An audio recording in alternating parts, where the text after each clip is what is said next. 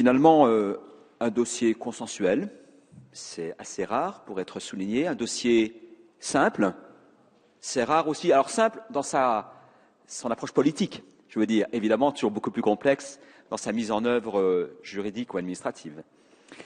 Donc un texte tout à fait satisfaisant pour notre groupe, le groupe écologiste, qui se félicite de l'étude de cette loi qui vise à mettre un terme donc aux abus et aux négligences, à minima, aux négligences des banques et des sociétés d'assurance en ce qui concerne les comptes bancaires inactifs et les contrats d'assurance vie en déshérence.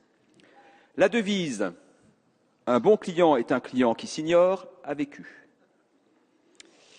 Cette loi représente un nouveau symbole de l'attachement de la majorité au renforcement de la protection des consommateurs, l'obligation de publication de la liste des comptes inactifs, le plafonnement des frais de gestion sur ces comptes, la possibilité pour les ayants droit de consulter le FICOBA sont autant de dispositions qui offrent une meilleure protection aux épargnants et aux ayants droit. Les écologistes proposent de renforcer encore davantage la protection des bénéficiaires de contrats d'assurance sur la vie en limitant les manœuvres dilatoires auxquelles pourraient se livrer, voire se livrent, certaines entreprises d'assurance pour retarder indûment le versement du capital ou de la rente. Ainsi, la loi encadrerait les délais selon lesquels la société d'assurance pourra exiger des pièces et justificatifs des bénéficiaires. Cette loi démontre, une fois encore, le souci de la majorité d'encadrer les activités bancaires. En effet, ces abus et négligences portent sur des sommes significatives, cela a été dit par plusieurs orateurs, puisque près de 2 millions de comptes inactifs sont concernés, sont recensés, pour un encours de 1,6 milliard d'euros.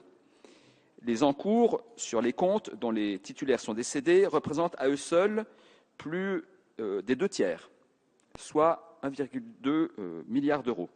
Ces chiffres sont cependant en deçà de la réalité.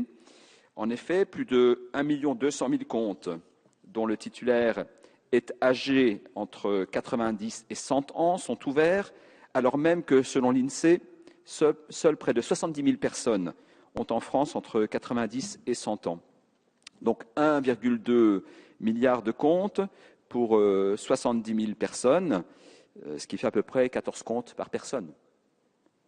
Encore plus caricatural, le nombre de titulaires de comptes centenaires atteint 674 014, quand l'INSEE n'en reconnaît que 20 106, ce qui fait cette fois 36 comptes par personne. Même si une personne peut détenir plusieurs comptes, le différentiel est aujourd'hui évidemment bien trop important. De même, les contrats d'assurance vie non distribués aux bénéficiaires, malgré le décès de l'assuré, représentent 0,2% de l'encours total, selon le rapport de la Cour des comptes. Alors vous me direz seulement 0,2 personnes, mais cela représente quand même près de 3 milliards d'euros. De plus, si selon le principe de déchéance trentenaire, les banques ont l'obligation de transférer les fonds des comptes inactifs au bout de 30 ans à l'État, l'ensemble des banques n'ont pas mis en place la procédure permettant le respect de ce principe. Et même lorsqu'elles l'ont mis en place, qu'elles ont mis en place ces procédures, elles bénéficient d'une totale liberté de gestion des comptes et opèrent souvent des ponctions importantes au titre des frais de gestion. Et la Cour constate ainsi que certaines banques, avant le transfert à l'État, peuvent prélever en frais de gestion entre 59 et 71% du montant des actifs inscrits sur le compte. C'est totalement choquant et ça paraît même invraisemblable. Cette loi oblige ainsi les banques à transférer à la Caisse des dépôts et des consignations les fonds non réclamés à l'issue d'un délai de 10 ans d'inactivité par leur titulaire et de 2 ans. Est-ce trop, pas assez, on verra avec le temps, donc 2 ans après le décès pour les comptes de personnes décédées.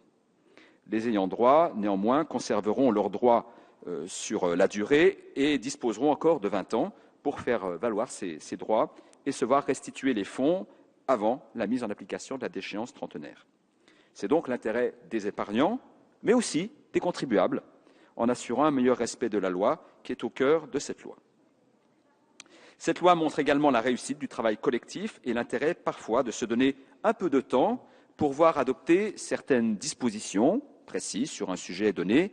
Nous avions en effet mené moi-même, au nom du groupe écologiste, et lors des débats sur la loi bancaire, cette question des comptes inactifs, à travers notamment le dépôt d'un amendement qui proposait de travailler cette question. Nous l'avons retiré avec la promesse par le gouvernement que ce problème soit abordé.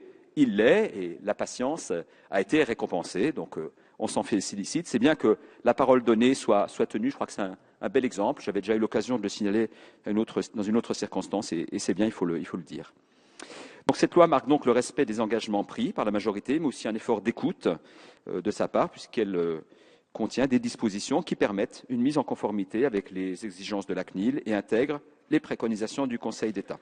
Enfin, cette loi, une fois n'est pas coutume, va recueillir le consensus.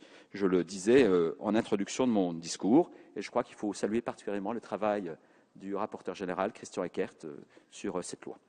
Voilà, donc je disais en introduction que le bon client était un client qui s'ignorait. Ben, désormais, le bon client est celui qu'on n'oublie jamais. Merci. Merci, monsieur le député.